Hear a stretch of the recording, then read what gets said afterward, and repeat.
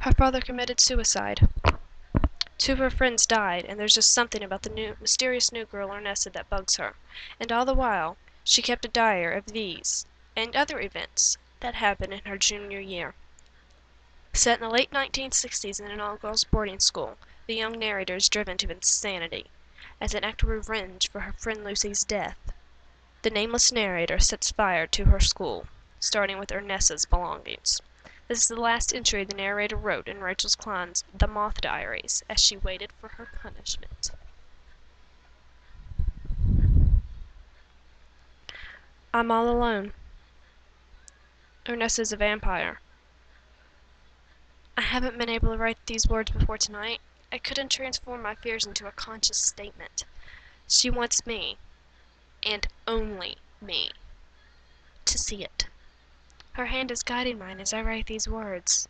I wanted to save Lucy's soul, but I also wanted to punish Ornessa, drive her into horrible non-existence like an amphibian caught between land and water.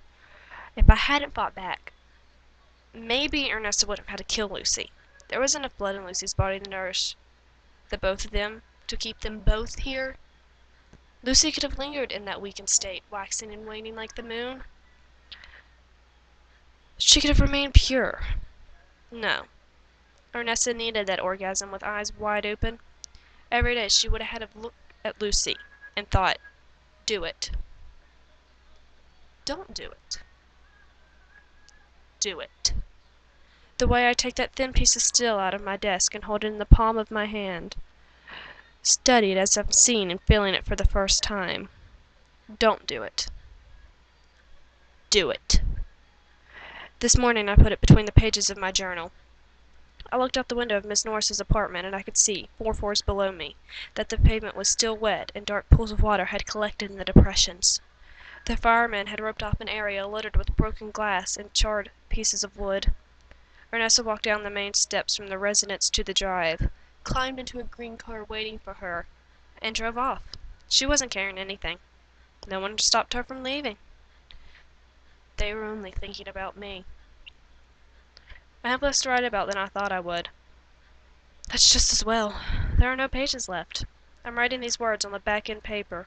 A blank white page without lines that keep my sentences straight. I can hear the sound of footsteps outside Miss Norris's door. I know that sound so well. The hollow tapping of a grown-up's heel as she walks down the empty corridor. That's all I've heard for the last 3 years. Miss Halton is in the middle of a knot of gray-haired ladies. There are voices, too.